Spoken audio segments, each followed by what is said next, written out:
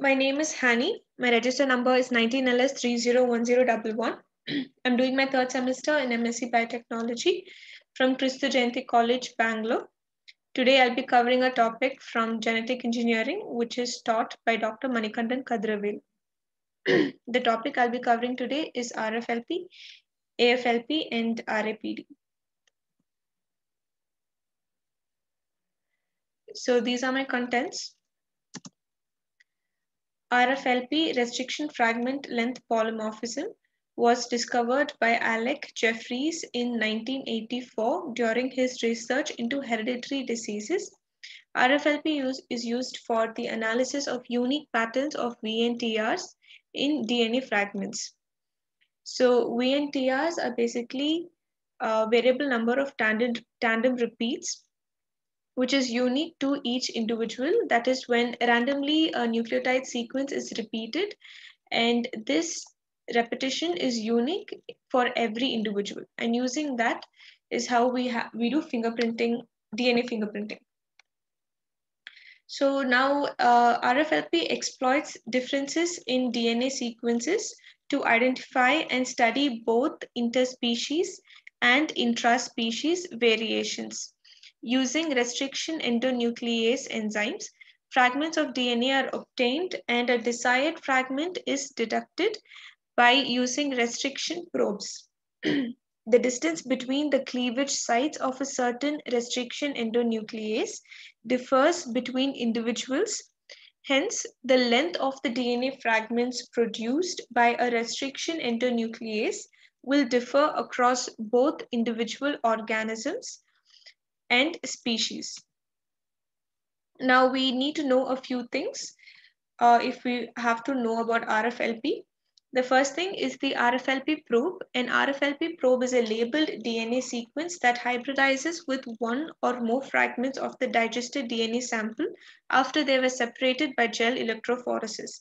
This reveals a unique plotting pattern characteristic to a specific genotype at a specific locus, which helps in distinguishing organisms. Short, single, or low copy genomic DNA or cDNA clones are typically used as a RFLP probe. So the other things we need to know is restriction site and restriction endonucleases, which will be covered by my other classmates. Agarose gel electrophoresis, we all know that it is to separate the DNA fragments and measure it. Then we have southern blotting, and then finally autoradiography. DNA extraction and DNA fragment. These are the steps by which we can perform an RFLP. The first one is DNA extraction and DNA fragmentation. The purified DNA is digested using a restriction endonucleases. The restriction site of these enzymes are generally 4 to 6 base pairs in length. Then we have gel electrophoresis. So these restriction endonucleases, after they act on a DNA fragment, they will cut them or lyse them into smaller fragments, and then they will be loaded onto a gel electrophoresis and run, where they will be separated based on their molecular weight. Now, then we have denaturation. The gel is placed in sodium hydroxide solution for denaturation so that single-stranded DNA fragments are formed. The blotting and blocking, the single-stranded DNA are transformed into a nitrocellulase paper by the process called capillary blotting or electroblotting. The membrane is blocked by using bovine serum albumin or casein for accurate and specific binding of probe. Then we have hybridization. The labeled RFLP probe is hybridized with the DNA on the nitrocellulose paper. The RFLP probes are complementary as well as labeled with radioactive element. So now these RFLP probes are introduced on the nitrocellulose paper, and the complementary nucleotides get attached to these single-stranded DNA which are present, and the RFLP probes are radioactive labeled as well. Now finally, because they were radioactive labeled, we will be able to visualize the bands that are present. And the visualization is done by X-ray film.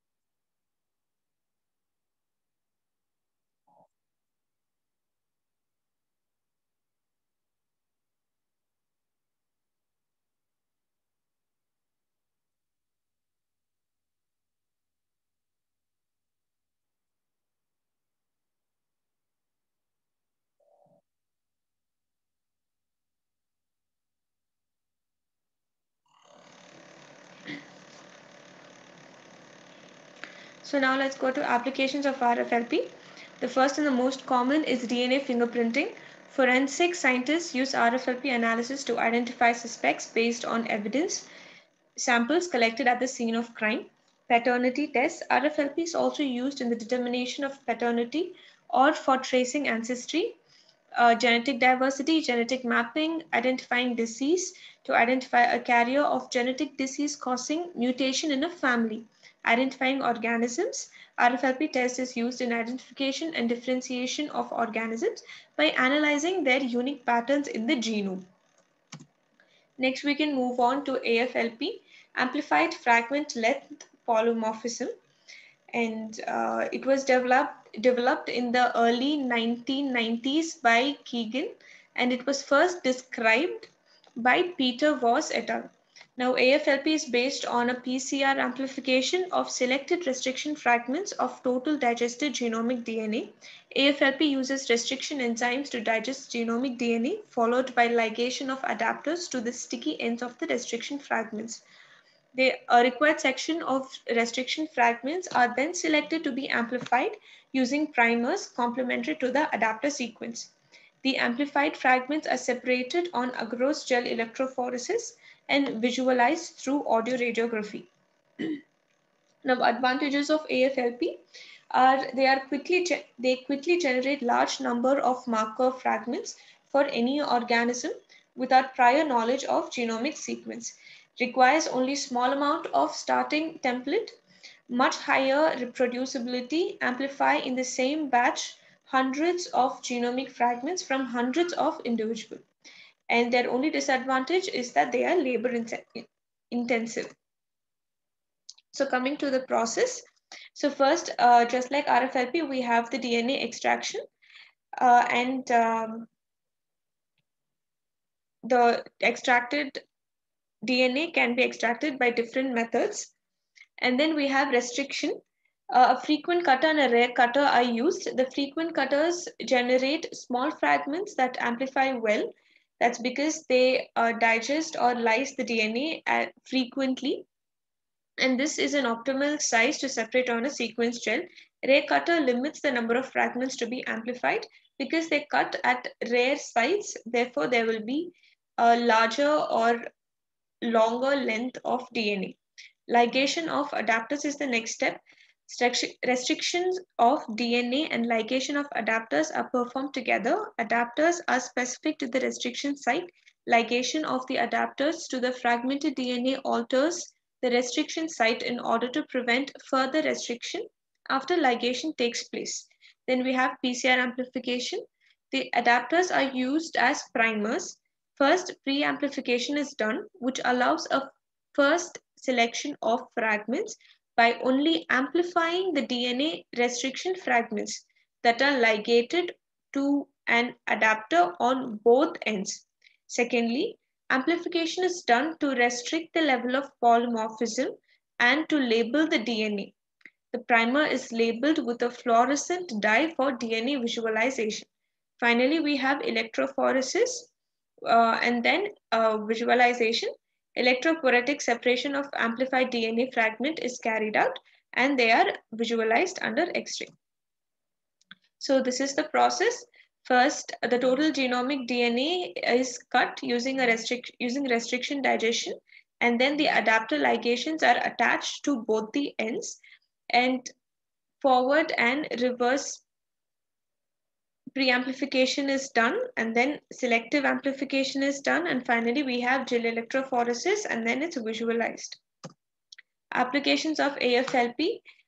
AFLP has become widely used for the identification of genetic variation in strains or closely related species of plants, fungi, animals, and bacteria. It has been used in criminal and paternity tests. They determine slight differences within population. They are linked in studies to generate maps for QTL analysis. AFLP has become extremely beneficial in study of taxa, including bacteria, fungi, and plants, where much is still unknown about the genomic makeup of various organisms. Now, lastly, we can come to RAPD.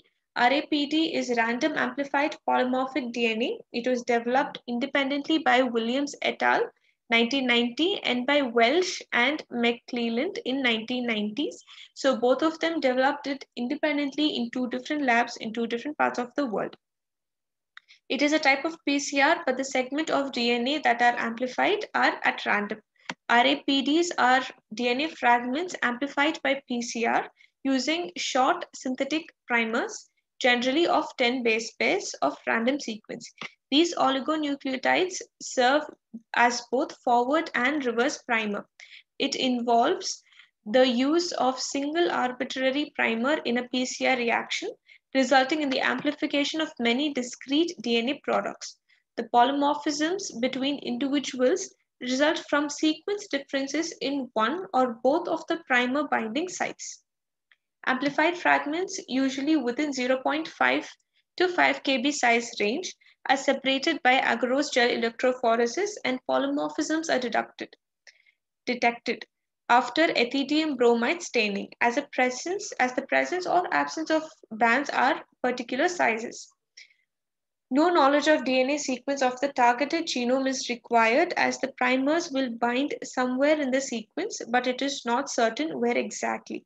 This procedure detects nucleotide sequence polymorphisms in DNA amplification based assay using only a single primer of arbitrary nucleotide sequence. Now here we have the procedure. So first we make the master mix, which includes the control and all of the sample. And this requires all the components except for the DNA. Then we extract the DNA and cut it into fragments. Now aliquot into PCR tubes and add the template DNA and mix well. Place in a sample block and run the PCR. When the amplification has finished, add the loading dye to each sample. Prepare 1.2% agarose gel in 0.5x TBE buffer containing ethidium bromide. Load the DNA length marker and the samples. Run the gel. Visualize the gel on a UV transilluminator. Application of RAPD. RAPD has been used to characterize and trace the phylogeny of diverse plants and animal species.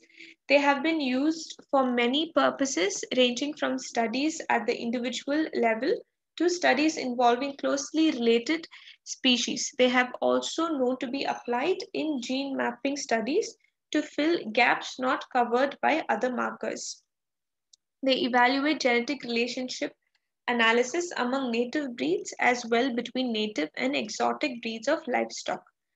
They can be used in species differentiation, association with product performances in livestock breeds, genetic diversity and polymorphism, germplasm characterization, genetic structure of population and genome mapping, population and evolutionary genetics, animal, plant, and microbe interactions.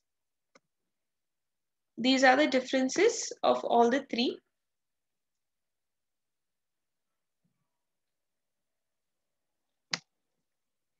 These are my references. Thank you.